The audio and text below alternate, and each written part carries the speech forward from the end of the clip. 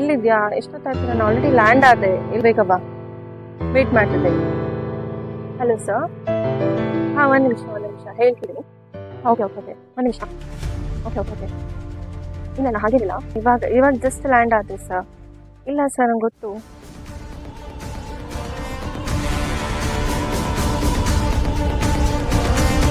ನನ್ನ ಬ್ಯಾಗ್ ಎಲ್ಲಿ? ವಾ,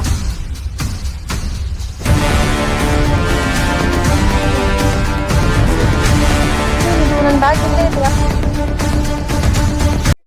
ಹಲೋ ವಿನಯ್, ಎಲ್ಲಿದ್ಯಾ? ಲೇಟ್ ಆಯ್ತು ಆಲ್ರೆಡಿ, ಬೇಗ ಬಾ. ಹಾಯ್ ವಿನಯ್, ತುಂಬಾ ಹೊತ್ತಾಯ್ತು. ನಾನು ನಿಂಗೆ ವೇಟ್ ಮಾಡ್ತಾರೆ. ಸರಿ ಆಯ್ತು, ಬಾ.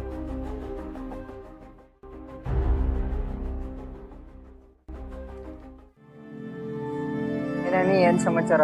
ಜರ್ನಿ ಎಲ್ಲ ಚೆನ್ನಾಗಿತ್ತು ವಿನಯ್. ನಂಗೊಂದು ಡೌಟ್ ಇದೆ. ಅದು ಏನು ಯಾರು ತಗೊಂಡೇ ಇಲ್ಲ. ಇನ್ ಕರ್ನಾಟಕದಲ್ಲಿ ಏನು ಕಳ್ರೆ ಇಲ್ವಾ ಯಾರು?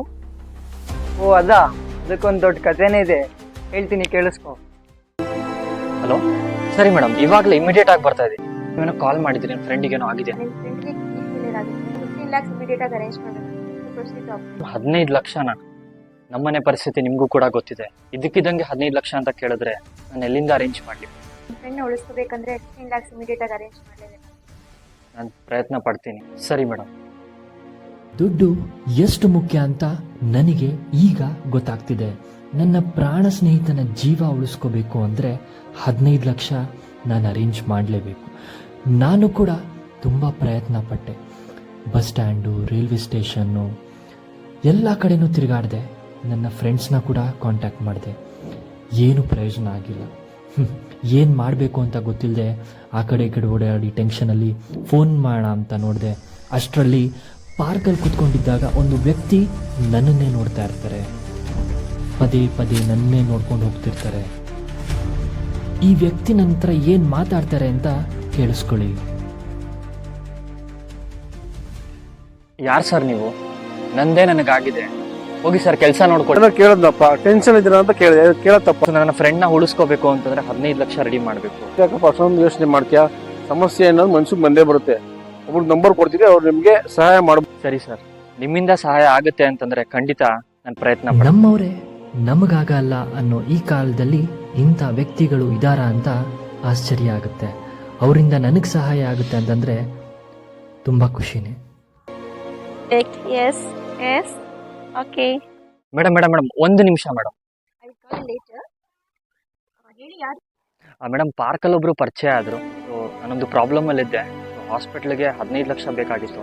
ನಿಮ್ಮಿಂದ ಸಹಾಯ ಆಗುತ್ತೆ ಅಂತ ಹೇಳಿದ್ರು, ಅದಕ್ಕೋಸ್ಕರ ಬಂದೆ ಮೇಡಮ್. ಅರವಿಂದ್ ಅಂತ, ನಾನು ಒಟ್ಟಿಗೆ ಫೋನಲ್ಲಿ ಮಾತಾಡಿದ್ದೆ.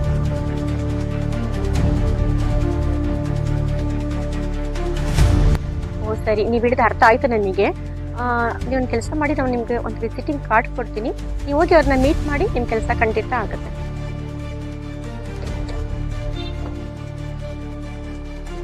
ಥ್ಯಾಂಕ್ಸ್ ಮೇಡಮ್, ಇವ್ರನ್ನ ಭೇಟಿ ಮಾಡ್ತೀನಿ. ಸರಿ madam, thank you so. Hello, ಹೇಳಿ ಡಾಕ್ಟರ್. ಹೌದಾ? ಶಿಟ್. ಸರಿ ಸರಿ ಸರಿ ಸರಿ ಡಾಕ್ಟರ್. ಕೊನೆಗೂ ನನ್ನ ಫ್ರೆಂಡ್ನ ಕಳ್ಕೊಂಡ್ಬಿಟ್ನಾ?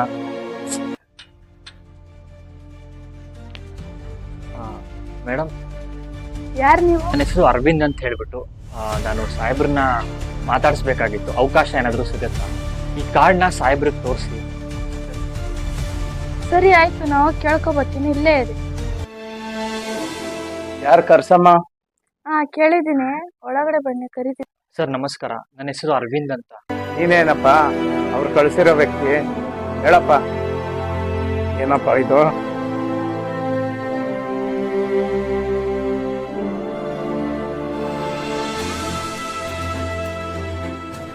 ಏನಮ್ಮ ಇದೆಲ್ಲ ಆಗಿರುತ್ತಾನೆ, ತಿರ್ಗಾ ಏನಿದು ಹೊಸ್ದಾಗೆ? ಸರ್, ಒಂದು 5 ನಿಮಿಷ ಕಾಲ ಅವಕಾಶ ಕೊಟ್ಟರೆ ಹೇಳ್ಬಿಡಿ. ನೋಡಪ್ಪ, ನನಗೆ ಪಕ್ಷದ ಮೀಟಿಂಗ್ ಇದೆ, ನಾನು ಅರ್ಜೆಂಟಾಗಿ ಹೋಗ್ಬೇಕು. ಸರಿ ಹೇಳಪ್ಪ, ಹೋಗ್ಲಿ. ಕೆಲವು ದಿನಗಳ ಹಿಂದೆ ನನ್ನ ಸ್ನೇಹಿತನ ಕಳ್ಕೊಂಡೆ ಸರ್. ಅವನಿಗೆ ಕಿಡ್ನಿ ಫೇಲ್ಯೂರ್ ಆಗಿತ್ತು. ಆ ಕಾರಣಕ್ಕಾಗಿ 15 ಲಕ್ಷ ಡಾಕ್ಟರ್ ಹೇಳಿದ್ರು. ಆದರೆ ನನ್ನ ಕೈಯಲ್ಲಿ ಆಗಿಲ್ಲ. ತುಂಬ ಪ್ರಯತ್ನ ಪಟ್ಟೆ, ಆದರೆ ಏನು ಮಾಡೋದು? ನನ್ನ ವಿಧಿ ಅನಿಸುತ್ತೆ ಅವನ್ನ ಉಳಿಸ್ಕೊಳ್ಳೋಕ್ಕೆ. ಸರ್, ರೈತರು ಸಾಲ ಸೋಲ ಮಾಡಿ ಹೇಗೋ ಬೆಳೆನ ಬೆಳೀತಾ ಇರ್ತಾರೆ. ಒಂದು ವೇಳೆ ಏನಾದರೂ ಬೆಳೆ ಫಲ ಕೊಟ್ಟಿಲ್ಲ ಅಂತಂದರೆ ನಿಮಗೂ ಗೊತ್ತಿರೋ ಹಾಗೆ ಆತ್ಮಹತ್ಯೆಗೆ ಶರಣಾಗ್ತಾರೆ. ನಾನೇನು ಹೊಸ ವಿಚಾರ ಏನು ಹೇಳ್ತಿಲ್ಲ, ಲೈವ್ ವಿಚಾರನೇ, ನಿಮಗೂ ಗೊತ್ತಿರುತ್ತೆ. ಎಜುಕೇಷನ್ ಆಗಿರ್ಬೋದು, ಹಾಸ್ಪಿಟಲ್ ಆಗಿರ್ಬೋದು, ರೈತರು ಬಡವರಿಗೆ ನೀವು ಮಂಡಿಸುವ ಬಜೆಟ್ ಅವರಿಗೆ ಅನುಕೂಲ ಆಗಬೇಕು. ಮತ್ತೆ ಬಡವ್ರಿಗೆ ಅಂತ ಇಷ್ಟು ಪರ್ಸೆಂಟೇಜ್ ಅಂತ ಸಪ್ರೇಟಾಗಿ ತೆಗೆದಿಟ್ಕೊಂಡ್ರೆ ಎಲ್ರಿಗೂ ಕೂಡ ಅನುಕೂಲ ಆಗುತ್ತೆ. ಎಜುಕೇಷನ್ ಆಗಿರ್ಬೋದು, ಹಾಸ್ಪಿಟಲ್ ಆಗಿರ್ಬೋದು, ಇಟಕ್ಸೋದು ತುಂಬ ಕಷ್ಟ ಆಗಿದೆ. ಪ್ರತಿ ಬಜೆಟ್ ಮಂಡನೆ ಮಾಡುವಾಗ ಈ ವಿಚಾರ ಅನುಷ್ಠಾನಕ್ಕೆ ಬಂದರೆ ಎಷ್ಟೋ ಬಡವರಿಗೆ ಅನುಕೂಲವಾಗುತ್ತೆ. ಈ ವಿಚಾರದ ಬಗ್ಗೆ ಆದಷ್ಟು ಬೇಗ ಒಳ್ಳೆ ನಿರ್ಧಾರ ತಗೊಳ್ಳಿ, ಬಡವರಿಗೆ ಎಲ್ರಿಗೂ ಅನುಕೂಲ ಆಗಲಿ ಅಂತ ನಾನು ನಿಮ್ಮ ಹತ್ರ ಕೇಳ್ತೀನಿ. ನೋಡಪ್ಪ, ನೀನು ಕತೆ ಕೇಳ್ತಿದ್ರೆ ನಂಗೆ ತುಂಬಾ ಬೇಜಾರಾಗ್ತಿದೆ.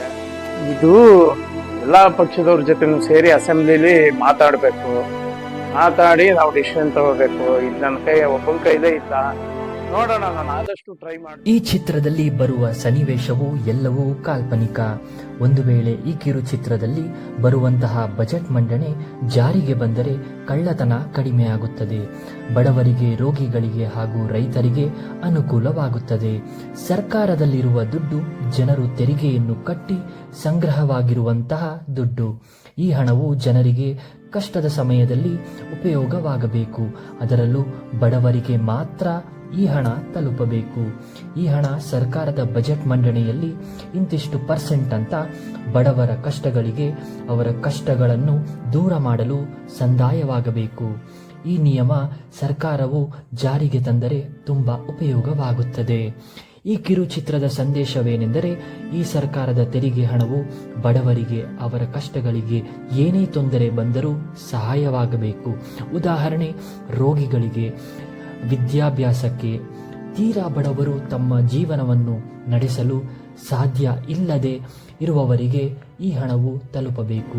ಯಾವುದೇ ಪಕ್ಷ ಅಧಿಕಾರಕ್ಕೆ ಬರಲಿ, ವರ್ಷಕ್ಕೆ ಒಮ್ಮೆ ಆಗುವ ಬಜೆಟ್ ಮಂಡನೆಯಲ್ಲಿ ಈ ವಿಚಾರ ಜಾರಿಗೆ ತರಲೇಬೇಕು.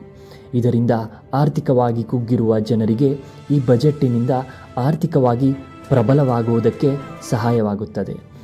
ಬಡವರ ಕಷ್ಟಕ್ಕೆ ನಮ್ಮ ಸರ್ಕಾರನೇ ನಿಲ್ಲಬೇಕು.